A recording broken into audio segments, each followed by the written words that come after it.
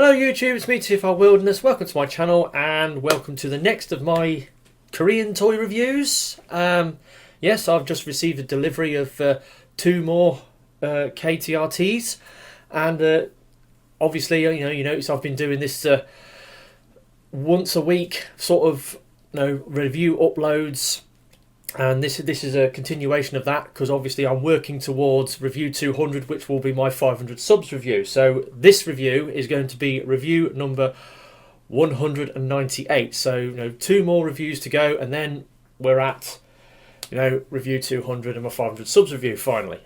So yeah, right, what have I got to show you today? Well, you've obviously seen the thumbnail, you know what's coming. Yeah, I've bought couple of figures from Tobot V Season 2. Now, Tobot V Season 2 is like the successor, like the sequel series to Tobot V. I bought some figures from Tobot V. Tobot V Season 2 came out, and the first wave of figures was, it was like 3 figures. It was Leo Kaiser, Captain Jack, and Silverhawk. I do want to get Leo Kaiser and Captain Jack. I'm not too interested in Silverhawk, but they came out around about the time that the old COVID lockdown was going on, so I wasn't willing to to pounce on them back then. I will pick them up at a later date, but not right now. But they were the Wave 1 bots, and they were fairly straightforward, fairly sensible.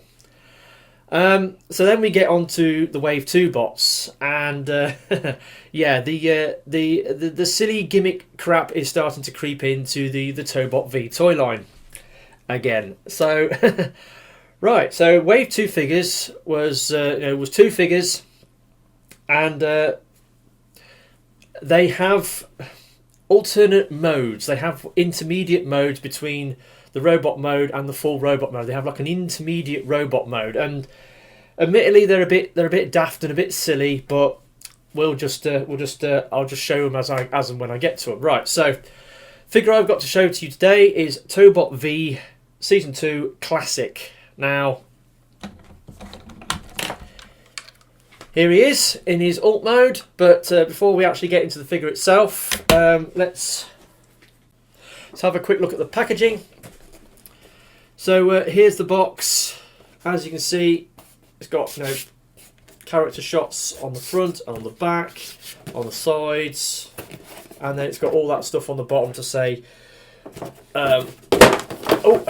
when it came out, which KR Brickbot goes into great detail. Oh, it came out in this such and such a month, and it's like, well, that's what he does. I don't bother to go into such detail.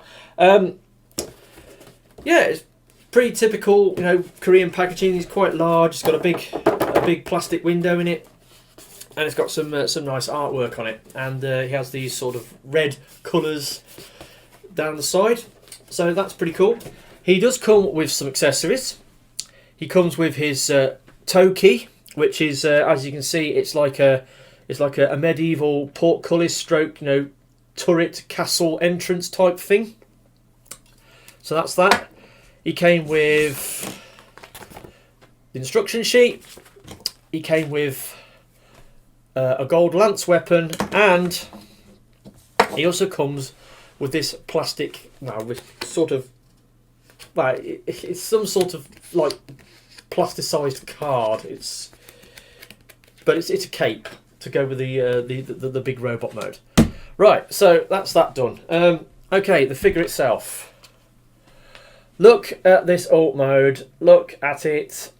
It is a beautiful sort of like 1930s style classic car. Now, I think this car very much looks like a Duesenberg. Now, if you don't know what a Duesenberg is, Duesenberg are these very high-end sort of classic cars that were made in the sort of the turn of the last century. Well, the company was founded, I think it's in these like 1913, something like that, and they did racing. They did sort of stock car racing, racing at places like Indianapolis and that, and then they did the classic cars, and they did a car. Well, they did a series of cars, but they did a car called the Duesenberg SJ, and I think this does look like a Duesenberg SJ, very much so. The company went out of business in sort of the mid-30s because of the Depression, but a lot of their cars are in the hands of, you know, well-to-do, you know, classic car collectors in America, and it's an exquisite sort of machine, and it's very much a classic car in every sense of the word, and you know, Americans are duly, you know, sort of proud of it. And I reckon this looks a lot like a Duesenberg. It has certain styling cues like the scooped grille at the front. It's got this ridiculously low roof line, but then again, the Duesenbergs did have quite a low roof line on them. Obviously, it's a bit messy at the back, but we'll get into that in a bit.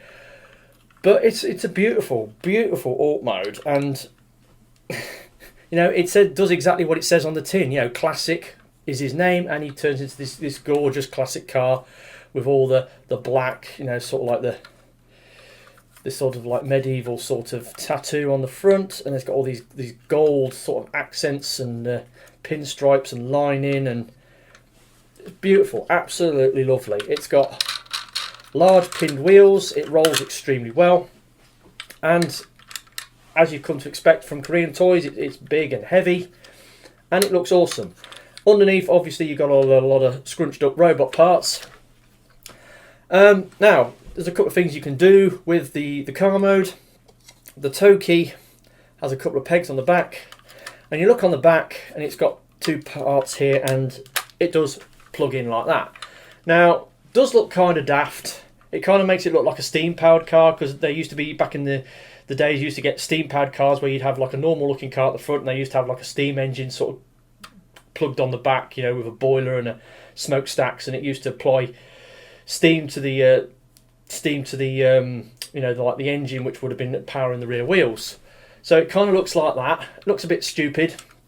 And another thing you can do, because the tow key has the robot mode for the extension mode, which is the big robot mode built in, you can flip it down and turn it round, and there's there's the robot head sitting out the back of the car, so he can drive along, and he can look where he's going when he's driving along.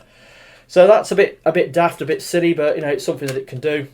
Now, you can take this off, obviously. Now, in the show, when you see him in car mode, he's driving around, and he has like a smooth black sort of panel covering the back of his vehicle mode, you know, like a proper trunk lid.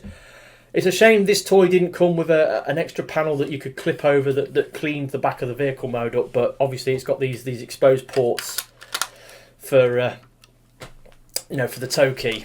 So yeah, it's a shame they didn't do that. And also, his lance has got a very thick, it's got a very sort of thick peg there, and on the side you've got the spare wheel carrier that's got like a big peg hole, so you can plug the lance in on either side. So as he's a medieval knight, so when he's in car mode, he can go jousting. Yeah, so he can do all that if he wants. And then obviously you could flip that up, turn that round, yeah, so he can go jousting. So yeah, that's a thing that this car can do, this toy. Right, so we've already established that the alt mode is gorgeous, it's beautiful, it's a lovely classic, you know, drop top classic car, very similar sort of styling of a Duesenberg. I love that. Right, so now this is where this thing gets a bit silly and ridiculous, because both these two figures that came out in this wave 2 for you know, season 2, have this intermediate mode where they sort of half transform from alt mode to the full robot mode, and in the show that's their sort of their main robot mode that they go into once they transform. Now, I don't know what the official name for it is, but it's kind of like a chibi mode, or a stunted mode, or a super deformed mode, or whatever you want, or like a dwarf mode, or whatever. You know, it's kind of ridiculous. So to get into that, right now, basically what you do is you start. He's got a bit of parts forming on this dude. He's got the hood, though I don't think you need to take that off to go into this mode. So, oh yes you do. Right, you pull that back, pull pull those forward. You can then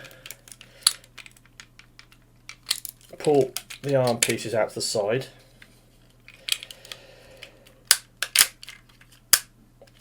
And then you sort of fold that up.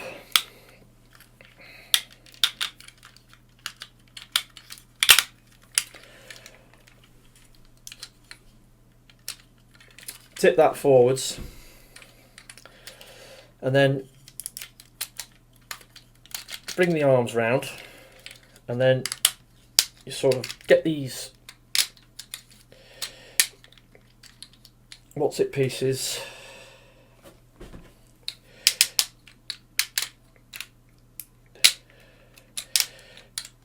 out to the side, and then you bring up the little head. Oh, and there's a little piece down here you need to flip round as a where is it? Oh, hang on. Forgot to fold that out. There we go.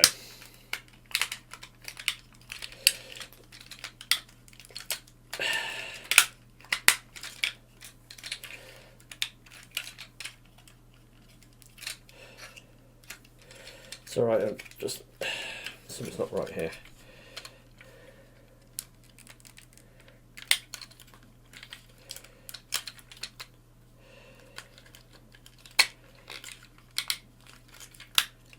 There we go.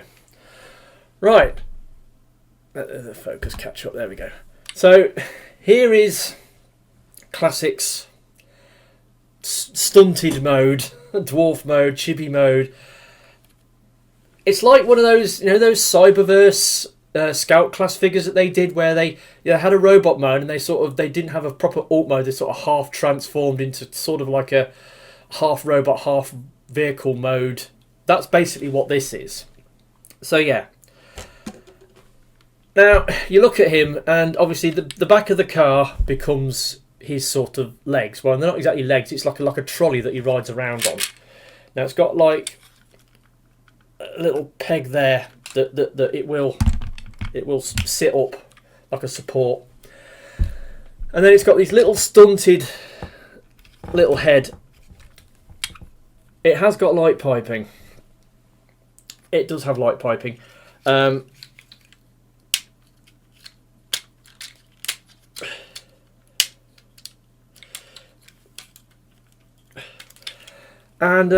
he's got his arms. His arms are basically folded up double, and he has fists sort of printed or moulded on the back of his elbows. So his arms are like this. So if you look, you can see there's fists, and there his elbows. They're printed on the back of his elbows. Now he does have a waist swivel in this mode. The arms, you have to move these things out of the way. The arms will move backwards and forwards, but they're heavily hampered by these things. These bits can sort of move backwards and forwards as you want. But that's about all it does. And this mode is bollocks, basically. It's bullshit. It's complete and utter nonsense. I don't even know why it exists. You don't necessarily need it for this toy. I mean, you don't need to go into this mode. You can just go straight from the alt mode to the full robot mode, or the extension mode, which I will get into in a bit. But yeah, it's a thing. It's a thing that they did, and both the figures from Wave 2 do this. And now they've moved on to Wave 3 of the toy line. They've gone through a totally different sort of gimmick. So this is a very short-lived gimmick with these intermediate sort of squat modes. Yeah, let's call them squat modes. Right, squat mode. Right, so this is Classic's squat mode. It is complete and utter rubbish. It's nonsense. But it's a thing that it does, and I had to show it as part of the review. So sorry for all that faffing around trying to get it into it. But it's a thing, and I'm not a fan of it, but there you go. Right, so now he does have a proper robot mode, and it's called the extension mode. Now in Tobot V Season 2, the kid, I can't remember what his name is, he's fighting against this alien cat called Purple Cat, and he has this little owl drone droid thing that goes around, and he actually, at one point, he actually transforms into a human.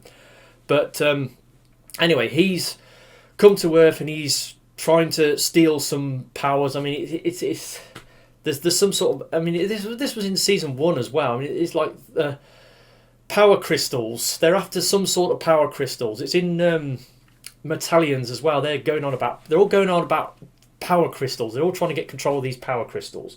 So that's a thing. And basically, Purple Cat sees something, and Purple Cat, what he does is he has these powers whereby he can make a giant creature or a giant mech. He can turn something into a creature or a mech, and then it does sort of evil things in the town or the city. Goes around destroying stuff or causing a nuisance, and then the Tobots show up and battle it. And usually in the beginning of the battle, they struggle to fight with this mech or beast in their normal mode, and then they have to power up. They have to do the extension mode where the kid gets his activator, he presses it and goes, Tobot Classic Extension, and then he launches the Toki, and the Toki flies along, and then it attaches itself to the back of what's it, and then his head comes down, and then he transforms properly. So then we get into the proper transformation. So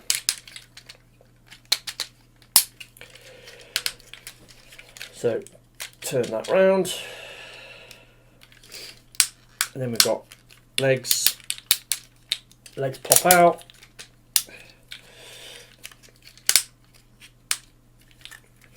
Then he's got like a little. Well, this I think he folded up like a skirt or a cape type thing, and then you fold the proper arms out, bring out the fists.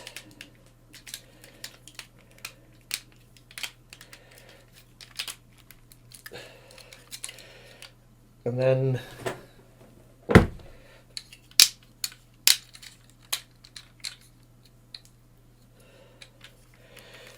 you're basically there. You just basically unfold everything.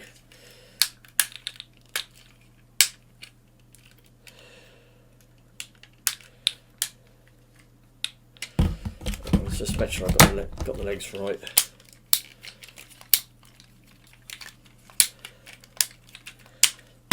There we go. Right, so, come on, focus. And there we have Classic in his extension mode. So basically, Toki goes on the back and he just unfolds into his proper robot mode. And this is pretty cool. It's like I said, it's kind of awkward to go from one mode to the other on this guy. It's not particularly straightforward. I made a bit of a hash of it there, so I apologise for that.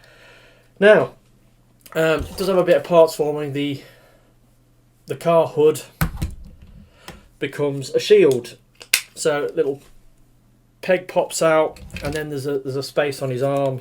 Again, the spare wheel carrier where it plugs onto his arm. You've also got his lance. Now, he has ports on the back of his hands, and his hands, as you can see, they're at a funny angle. They don't go straight because there's a bit of plastic stopping it, but he can hold his lance like so, underarm, or you can pop it in the side like so, like you did on the car, and he can do his jousting like that. Now, also, you have this cardboard cape accessory, which If you take the Toki off, there are two little nubbins which go over the pegging ports, and it then plugs in to the ports on the back of the robot mode. So he has a cape. So that's a thing that he does as well. So he has this flowing plasticky cardboardy cape thing. Now, aesthetically, this thing looks amazing. I love the aesthetic on this thing. It's awesome. So I'm going to turn the autofocus off because it's going a bit crazy. It looks awesome. I love it. It looks amazing. It's got these amazing sort of gold accents. You know, he's got like the grill for his chest. He's got like a great sort of medieval knight sort of face sculpt. You know, with a helmet and a grill sort of faceplate. Doesn't have any light piping. The other head had some light piping. This one doesn't. He's got like the wheels and the fenders of the car for shoulders. He's got like the Toki attached to his back, and then you go down the legs, and he's got like these full blown sort of legs. He's got some very sort of skinny sort of shins, kind of like metal boots. You know, like medieval knights had like sort of armoured leggings and shoes. But his feet are kind of small. He does stand up quite well when you put him on a flat surface, but when you're trying to pose him, obviously, he hasn't got much of a footprint, and he's quite top heavy, so getting him to stand up in some more dynamic poses is a bit of a problem. Now, articulation. The head is on a ball joint. The arms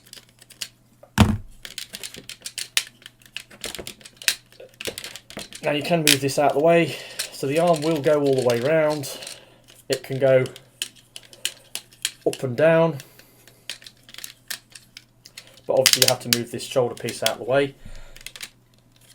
Now the elbow, due to the transformation, goes full crunch, though again stuff gets in the way, so it's difficult to get it to do that. Now he does have a waist joint, and that is due to transformation, so that's great. Now the legs are kind of hampered. Obviously you have to pull that little flap up. That goes backwards and forwards. There's a lot of car kibble on the back of the leg, so basically the rear fenders or wings of the cars form the sides of the legs, and he does have this flap at the back, which we'll get into what that does. So you've got that. You've got no thigh swivel. Obviously, you haven't got any bicep swivels either, but it's a Tobot. They don't do that. He can do an impressive spread. Now the knees are a bit of an issue on this guy. Flip that out of the way. Now you have this panel. You have to flip that out, and then the knees are here. So it can almost get, well, not quite get to 90 degrees, but obviously it's got this extra joint in the shin, transformation joint for his leg folding forward. The clip on that's not the greatest, so when you're messing around with this guy, you might hit that accidentally, but it folds forward, so that's not a thing. So he does have knee articulation. The stuff has to move out of the way to make it work, but there you go. And the cape just flaps around. You don't need the cape. I mean, you can quite easily sort of take it off. If it's getting in the way, and of course obviously it's bent the tabs on it. So yeah, there we go. Obviously, like I said, he can hold his lance. He's got the pegs where he can have it in his arm. He's got the peg underneath his hand, so he can do it underarm, which is a bit weird. And yeah, so the fact that the fists don't fold in straight is a bit weird. I don't know why they did that. They could quite easily have, I suppose, hollowed out a piece of plastic and have it folding all the way back. I think that's a mod you could probably do to this guy if you really wanted to. Just hollow out the piece of plastic. And but you know, is it really necessary? I don't know. Articulation's okay on this guy. It's decent. You know, he's got the basic joints. You know, he's got head, shoulder, elbow, waist, hips, knees, which is basically all you want for a basic suite of articulation on a figure. Aesthetically, he looks amazing. Dynamic posing is a bit restricted on this guy because obviously he hasn't got any thigh or bicep swivels. He has got a waist joint, and he kind of looks like he's doing a sort of like an ab crunch because of the way his waist sort of scoops in and sort of leaning forwards. So yeah, you can do those sort of and the way the aesthetic on his legs, the way they're designed, you can kind of do the old pelvic thrust a little bit on him. Again, it's got ratchety goodness as you come to expect from a Korean toy. Good quality plastic, nice and shiny, glossy plastic, nice and heavy. He's all right. He's pretty good. I'm so glad that I got him. But I would admit, it was the alt mode was the main reason why I got this guy, because he's got that gorgeous, you know, Duesenberg style classic camo, which just looks amazing. So that's been my review of this. Bit of a mess. Sorry about that. I don't know how it will come out in editing when I do it. A bit of a mare, you know, transforming it and messing around with it from one mode to another, because it's a bit awkward, this figure to play with, I suppose. But especially with these shoulder pieces, they kind of get out of the way for the transformation. But there's so many things that you can do with it. It's got so many joints, and yeah, messing around with it is a bit of an issue. But apart from that, that's been my review of Tobot V Season 2 Classic. He's okay, he's decent. He's got that quite nonsensical squat mode, that intermediate mode that's neither here nor there. But, you know, the car mode and the robot mode more than make up for it, and you don't need to go into that alternative mode because you've got this and the car mode, and that's good enough. So that's been my review of this figure. Next review is going to be the other Tobot V Season 2 Wave 2 figure that I will be doing. I'm doing these reviews back to back, so I'll be filming that one next, though due to my uploading schedule, I mean, this review is going out on Saturday the 10th, and the next one will be going out on Saturday the 17th. And then my 500 subs, no, 200 review 200 video will be on Saturday the 24th. Probably, yeah, it will be, because I'm supposedly off the week 19th to 23rd. So that's that. So that's all there is for today. Hopefully you've enjoyed this review. I've been Tooth Wilderness, and I'll catch you all next time. Ta-da.